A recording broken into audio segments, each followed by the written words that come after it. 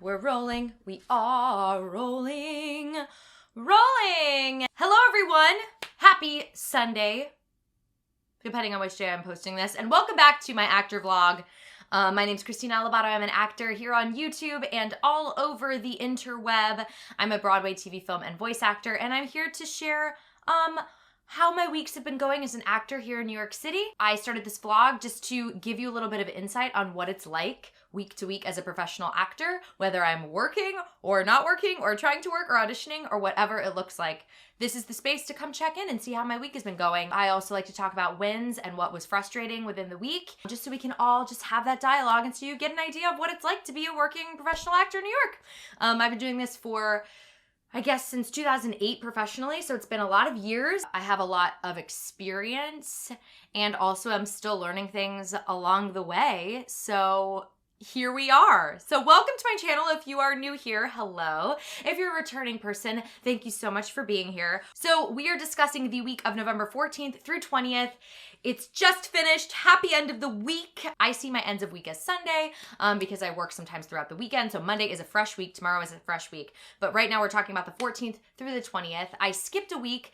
For those of you that noticed, I skipped that week because I got a really wicked cold last weekend and I tried recording and it sounded like crap. So I just figured, you know what? We'll take a week off. I posted an old video about Kiss My Aztec, which you should go check out. It's talking about doing an out-of-town tryout of a show and what that's like. For all my actors out there, check that video out right now if you want, or after this video. So we skipped a week, so we're actually just going to be talking about this week, the week of November 14th through the 20th. How are your weeks? How was everybody's week last week?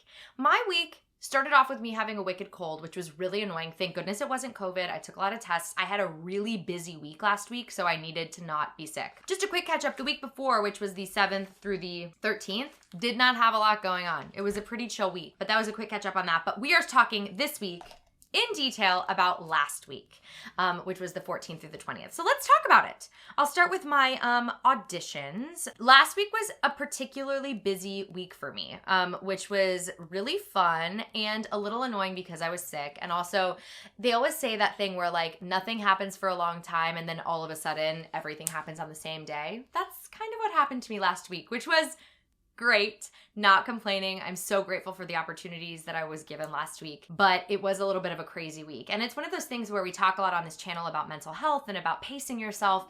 And sometimes it's tricky because sometimes you just have to do 4 auditions within 2 days and you're like, how am I possibly gonna get through this? So kind of insane. I had 4 legit auditions last week. For those of you that don't know what I mean by legit, I mean, when I say legit auditions, I'm talking about Broadway, theater, TV, and film only. So I'm not talking about commercial auditions or voiceover auditions or industrials or anything like that. Legit auditions are just TV, film, movies, Broadway, regional theater, etc.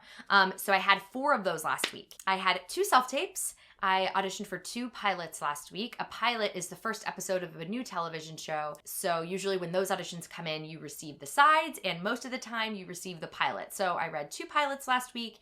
I went on tape for 2 different shows, 2 totally different characters. So just to give you an idea of timeline. So I had the 2 pilots and I had 2 musicals. One of the musicals is an out-of-town tryout of a show and I received the material a week ago, so I had time to learn the songs and the sides, which was great. So I had that kind of banked for what was happening on Thursday. But then on Tuesday, I woke up and I got another musical audition for a Broadway show with a song I had never sung before. I got that audition Monday night to audition on Thursday for the whole team, the big shebang on Thursday. And then on Tuesday, I got 2 pilot auditions. One was due on Wednesday and one was due on Thursday. So if you're hearing me out, it sounds as complicated and frustrating as you think it does. Within a couple of days, I got brand new material, 2 pilots, which each pilot packet was about 7 pages of sides, and those need to be memorized because they're TV auditions. So usually for TV auditions, you have to memorize them. And then I had 2 musicals. One musical I had prepped, so that was good. But the second musical, I got the audition and needed to learn an entire song for 2 days later, while on top of learning 2 full pilot packets and making sure I knew what I was doing with this other musical audition. So it was a crazy couple of days. And that's what I mean when I tell y'all that like, it's as crazy now as you feel when like those of you in college that are juggling a million classes and keeping your grades up and doing rehearsals and memorizing this and doing that. It feels that way when you're like in New York City doing it. That was a lot of material for me to learn over the course of 3 days. Like, think about how crazy that is. I was reading pilots, memorizing lines, doing an audition, then moving on to the next audition, but at the same time still learning these really complicated songs for these theater auditions. And then everything kind of happened within those 2 days, which was kind of crazy. So I did my pilot auditions. They went great. They were self-tapes at home. Those kind of get sent and sort of are a little bit in the void, which is totally how it goes. And then the musical auditions on Thursday were my first in-person auditions. So I like had to last week figure out how to print my headshot because I hadn't done that. I hadn't had new headshots printed because the last time I used a headshot was pre-pandemic. I've gotten new pictures since. I'm also a totally different person. It's years later. So I figured out how to get my headshots printed, brought out my book. I haven't looked at my book in years. These auditions that I did on Thursday for these musicals did not require me to sing my own material. I started by singing and doing the material they gave me from the show. But you always bring your book just in case they want to hear something else or they want to hear you do a different style. So I always have my book with me. But I truly was like, what's even in my book? I need to revamp my book. So I had my first in-person auditions. And I will say, y'all, I was really, really nervous. I was totally amped. I mean, that day was crazy. The fact that I had, my hair looks insane. The fact that I had 2 in-person auditions on the same day and it was my first time back was crazy. I did have in-person auditions last December, so a year ago for Kiss My Aztec. That was technically my first round of auditions, but it's been an entire 365 days, so that's insane. I was so nervous. I'm talking, I was shaky. I was like, oh my God, I don't remember this kind of energy. And it was less that I was like nervous, afraid, and more that I was so amped and so energized that I was getting to be in the room with these casting directors that I love and I haven't seen in so long, and directors that I love, and all these people. It was really beautiful, but also like the first audition, because I had a musical audition at 10 a.m. and then I had to run to a reading of a new musical, a table read. And then after the table read, I went to the next second audition. So it was a really packed day, and boy, was I like, oh, I was on fire. I was like, I have so much energy. I don't know what to do with it. I was so amped and freaked out about the fact that I was doing this in person that I don't know. So the first audition was like not my best work. I did okay, but I definitely walked out of there thinking like, yeah, I let that get the best of me. I was really nervous. I was making a lot of jokes because I was uncomfortable and I couldn't believe I was in the room. I was like, hey guys, like I'm a comedian now, I guess, and not an actor, because I just kept cracking jokes because I was so uncomfortable. So that's sort of how the first one went. It was kind of being shot out of a cannon. Just seeing people I hadn't seen that I love and seeing my friends in the waiting room. It was like kind of like Twilight Zone-y, but not really. It was just sort of weird. And so anyway, the first one was insane. And I also left and I was like, okay, well, you had to get the first one out of the way. Bummer that it had to be that audition because I really liked the idea of that job, but it's all good. So I did that audition, and then I went to a reading of a new musical, did that, which was crazy, and then I went to my second audition. The second one was much better. My energy had come down a little bit. I was still super amped that I was in the room with another casting director. I hadn't seen him forever. I was so happy to see her, and getting to like work through the material with casting. It was just nice. So those were my legit auditions. 'Twas a crazy, crazy week. We'll see, you know, per usual, you guys know, like the self-tapes go into the void. We'll see what happens with them. The in-person auditions, it was good to get a feel of the room, but you remember very quickly, even being in the room, that you have absolutely no idea what they're thinking, what they want. So then I was like, I guess the void isn't even that bad, because even in the room, you're sort of like, I still have no idea what's happening. I found out I didn't get one of the musicals already, so that one's done, but it was okay. Work on my part. Just getting back on the horse. It's hard, y'all. And then we'll see if I get a call back for the second musical, and then the pilots are always here you go. Probably will never hear about this, but it's out there. I felt really good about my work in both the pilots though. So those are my legit auditions. Last week I had 8 voiceover auditions. That was a big week for voiceovers. Sadly, because I had a cold for Monday and Tuesday, I did have to pass on 2 out of the 8, which honestly is not that bad. I really thought at the beginning of the week, I was like, I'm not gonna be able to do any of these VO auditions, but I was able to figure them out. So I had 3 commercial auditions and 5 animation auditions. So it was a great week for animation this week. I got to make up a ton of new voices. I was really, really grateful that my voice was cooperating with me this week because I had so much singing and so much VO to do. So luckily Wednesday I woke up and I felt refreshed. I took really good care of my voice. You know, when I wake up with a cold, I take it very, very seriously. It wasn't that big of a deal of a cold, but the thing is I use my voice in everything I do. It's not just singing for me. If I'm doing a pilot and auditioning for a character, I need my voice. If I sound like I'm sick, it's just not quite right. And then voiceover is a whole other ballgame when you're sick. It's so frustrating because you're like, how can I do my work when I can't use my actual instrument? But all in all, was a really successful week, really, really crazy busy. It reminded me of pre-pandemic busy where I'm doing 5,000 things at the same time.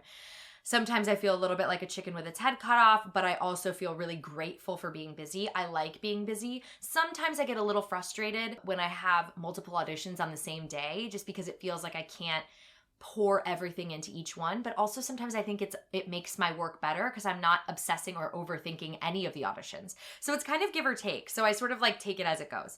So those were my auditions from last week. Other, performing type things I did a concert on Sunday. I sang a Christmas song for a educational theater company.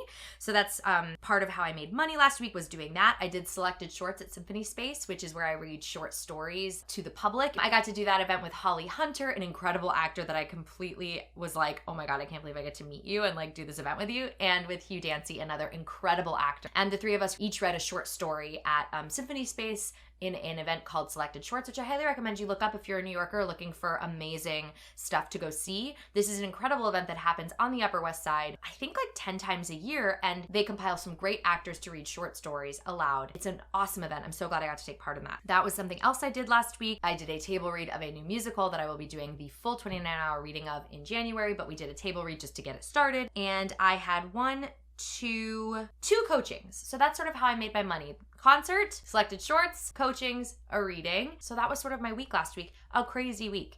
And I got to go to the premiere of my short film that I got to do called Mikey's Army. I've posted a little bit about it on my Instagram. It's an incredible short film that I can't wait for you all to see. So stay tuned about more details about that. I play Mikey's favorite pop star called Autumn Jones, and we're there as his army. So it's a great short film, and we got to watch the film for the first time, and it made me cry. It was so amazing. So I can't wait for y'all to see that. A crazy, crazy week, and to contrast that with the week that we skipped before I got sick, that week I really had so little. If we look back at the 7th through the 13th, which is the week that I skipped, just to give you an idea about auditions and things, that week was pretty slow for me. Yeah, I had one legit audition. I was auditioning for a guest star on a TV show that I put on a self-tape.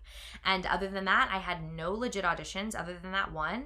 And voiceover that week was really, really slow. I had 0 voiceover auditions. I had 2 or 3 coachings, so pretty chill and pretty minimal, and it kind of came at a good time because I was a little bit sick. So it was really chill the week before. That's why it's kind of crazy how it always happens. I think it's like either all or nothing. That's just how the universe works. So my wins, I feel like, if we're talking about wins, my wins were that I was thrust with a ton of material, and I did a pretty good job of not allowing myself to get too overwhelmed, with also the help of Bob, who was my reader for the pilots. The pilots were a little bit overwhelming because they happen so fast and it's so much material and you just want to do a good job. And I'm so grateful to have a partner that is an actor. That feels really, really lucky. I was really scared and frustrated about my voice, but for the most part, I feel like my win was that I was able to really focus my energy and say, look, you're either doing this week or you're not. And so you might as well do it with a good positive attitude, because you're not going to do good work if you're freaking out about this, even though it was a lot to do. And I was just so grateful to be working and to have the opportunities of having auditions last week. So those were my wins last week. Some of my challenges of last week, I think I'm going to call them challenges instead of losses, right? It's wins and challenges. Some of my challenges of last week were, keeping my energy up because I was a little bit sick, not getting too down about the fact that my voice wasn't at full capacity, but it was close to. And then also feeling like I could have done a little better at some of my in-person auditions, and feeling disappointed at, feeling like my energy got the best of me just being back in the room. So that was a challenge for me to kind of give myself grace and give myself patience that girl, you're just getting back in the room. This is a big change, right? So just be patient with yourself. And I encourage all of you, as you're going back into the room for these musical theater auditions and for regular auditions as well, just give yourself grace. Give yourself patience, give yourself love and acceptance for wherever you're at. Even if you're super, super amped or super nervous or super freaked out or super excited or whatever it is, just it's okay. It is a learning curve that we are all on together. I posted this thing on my Instagram saying that I like walked in the room and I was like so uncomfortable. I just became a comedian. And the amount of actors, of friends of mine that responded to that were like, yeah, same. I feel so weird. Like, I don't know what I was doing. Really just like affirmed that we're all sort of in the same place of getting used to being back in the room and how weird that feels. I mean, we've been doing this on our own for almost 3 years. So then to be back in a room and have the pressure of not being able to start over if you mess up on a tape or having other people's energy with you, it's totally different. It's totally crazy. It's good to remember that we used to do this all the time and it will come back to us, but we have to be patient. So that was sort of my challenge of this week. And then also, you know, like I didn't get a job this week and it's so hard sometimes to not take it personally and for it to not hurt you and make you spiral into a million different places of like, I'm not good enough, or these people think I'm bad, or I haven't done what I thought I did, or I'm, you know, this person's better than me, or I can't do that kind of style, or all those things that your brain does to you. I had a little bit of challenge with that. I think it was kind of because I was back in person. Like, it's like you see these people and then you get this feedback that you didn't get it for XYZ reasons. And you're like, oh my God, they probably think I suck. Like, I'm horrible. I don't remember how to do this properly. I'm never going to get a job again, etc., etc., etc. And it's just this big breakdown. So I had a moment like that. It doesn't happen all the time for me. I think this week was kind of exacerbated by the fact that I was in person again. It was for a show I really would have loved to do. And also, like, I let my brain run away with feedback that could or could not have meant anything specific. It really was just like it didn't go her way. And I made that become this big blown out of proportion thing about what that meant about me as an actor, me as a performer, blah, blah, blah. When really they just said they went another way because they picked another actor. It's that simple. But, you know, our overactive brains. So I think that was a challenge for me this week, but I think I'll get better at it as we continue. And sometimes I'll just feel that way, and that's how it goes. So any of you that think that it goes away as you get success, that you won't be like completely wounded by something and go kind of a little bit nutso about why you didn't get something, it still happens. But you get out of it faster and you remember that you are enough, that your talent is enough, and there's no rhyme or reason sometimes why you don't get a job, and you move on to the next, you know? So that was sort of how that went. So let me answer a couple of questions before I say goodbye for the week. Cole asked on my last video, obviously actors' lives are a little more complicated when it comes to scheduling for momentous life occasions. How difficult is it to plan these things? Is it just understood that some people won't be able to attend? Just curious about the logistics about it. So basically Cole is asking how it works with like our scheduling and how kind of different our lives are scheduling wise when it comes to big life events. It's interesting. It depends what kind of job you're doing. It depends what kind of year you're having, whether I can go to bridal showers and weddings and babies being born and birthday parties and holidays. It just sort of depends. When you're in a Broadway show, it can be quite complicated getting to life events like that. And it is one of the hardest parts about being in a Broadway show is that you have very limited time off, meaning limited personal days you can take. And that does mean that you miss stuff. And it's one of the hardest things about being on a Broadway schedule. Now, I say that it is when you're on a Broadway schedule. I will say though, like, you know, I'm not sitting in Wicked. All shows that I've done on Broadway, I've been in for a while, but then I'm done with them. So I have years like this year where I'm kind of available and I can go to quite a few things. But even on a schedule like this, like we had a big cabin trip planned with my best friends that we had planned months in advance, and I got a movie. And I had to not go on the trip and everyone went without me, and that made me really freaking sad because I really wanted to do that and I'm the one that planned it.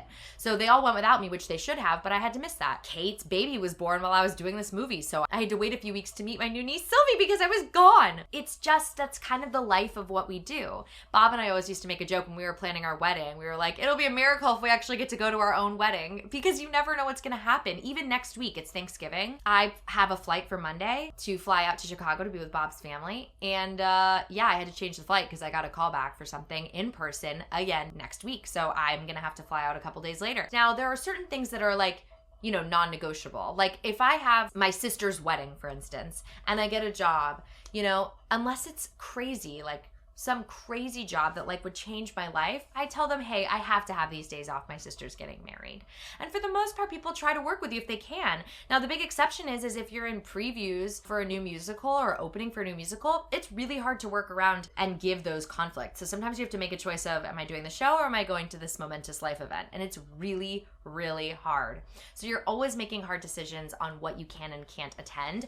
I've always found that everybody in my life understands when I have to miss an event. I've had to miss weddings before. I've had to miss showers before. Sometimes even last minute, because again, a big job comes up and you're like, I have to change my plans. That's how it goes. I think for the most part, people are really understanding. I definitely was. I had one of my closest friends not be able to come to my wedding very last minute because he got a job. And I'm like, good, you got a job. Guess what? I'm getting married. You're not going to be there. But when we get back to New York, you're still going to be there for me and for my marriage. So like, that's all I can ask for, and you got a job. So, I mean, it hurts sometimes, and sometimes it's really disappointing, but usually when I'm missing something, it's for a really good reason, and it means that things are going well. So for the most part, people are pretty understanding. And sometimes it just sucks also. Sometimes I have to miss something and I get pissed about it or really, really disappointed. But that's life, right? That's anything. Okay, Walter asked, what are your thoughts about joining the union versus staying non-union? The support and care from the union seems amazing, but the loss of all non-union job opportunities for someone who's trying to build a resume seems daunting. Great question, Walter. This is such a hard question to answer because it really is a case-by-case basis, a person-by-person basis. If you feel like you're having success in the non-union world right now and booking things that you're gonna be able to use for your reel, for your resume, to build yourself up, then stay non-union for a little while until you feel like you've exacerbated the credits and what you can do in the non-union world. Some people stay non-union until they book a union job. I think there's a misconception both in SAG-AFTRA and in equity that you can't do a union job until you are union, but that's not the case. If you audition for a union job as a non-union person and they want you, you will just join the union and do the job. But the one thing is, once you join the union, you cannot leave the union to do a non-union job. So once you're in the union, you're in the union, and that's it. And there are very few exceptions that the unions will make for you to do non-union work. So it's important to not rush the decision of joining the union or not, because you might be doing pretty good in the non-union world. And then when you audition for that union job that you're perfect for, then you'll join the union then. But some people find, especially in musical theater, that being in the union and being able to go to those union calls is incredibly beneficial and helpful to them for getting those jobs. And sometimes my non-union students say that it's really frustrating being non-union because you just don't get seen. It kind of changed with self-tapes, but you know, as we go back in person, it may be worth considering joining the union. I think you'll know when it's time. And I also think remembering that joining the union means you're joining a bunch of people that are really, really great. There are really, really great non-union people too, obviously, but the union, that's like top level competition. So just remember that as you're training, don't rush going into the union either if you're not ready yet.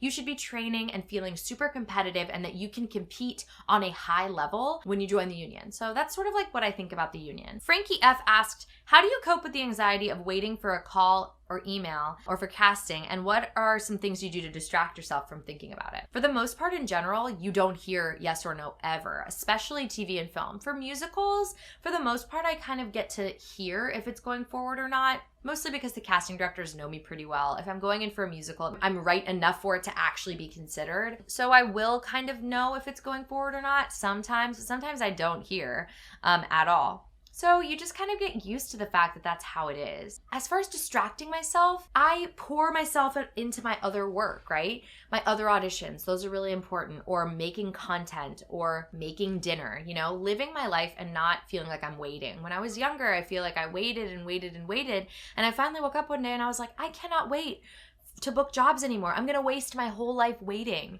This is not worth it anymore. So just remembering that all you can do in these auditions is do your best work, and then it's up to them and it has nothing to do with you anymore. So whether you sit around checking your email every 5 seconds or you go live your freaking life, the result is gonna be the same. So go live your life. That's what I try to tell myself. Sometimes it's harder than others, and sometimes I will check my email every 5 minutes, and it's days like that where I'm like, no, don't do this to yourself. You are unhappy when you do this, don't do it. Just be patient and know that the result is gonna be the result, whatever it is, whether we freak out about it or not. So I will try to take my own advice. Anyway, guys, those are all the questions I'm going to take today, but I'll answer more questions next week. Thank you so much for being here on my YouTube channel and catching up with me. Leave me in the comments what your wins were from the last couple of weeks and what you're looking forward to next week, and any challenges you had. I hope you have a great week next week. It's a holiday week. Enjoy your holiday. You know, I think it's an important time to remember that what we do is important, but also our families and our friends and living our lives, like I just said, is the most important thing. So enjoy your week next week. Take a rest, sit back, do your thing, and remember that everything is happening as it should be happening. Anyway, y'all, I'll see you next week for another vlog with me. Bye.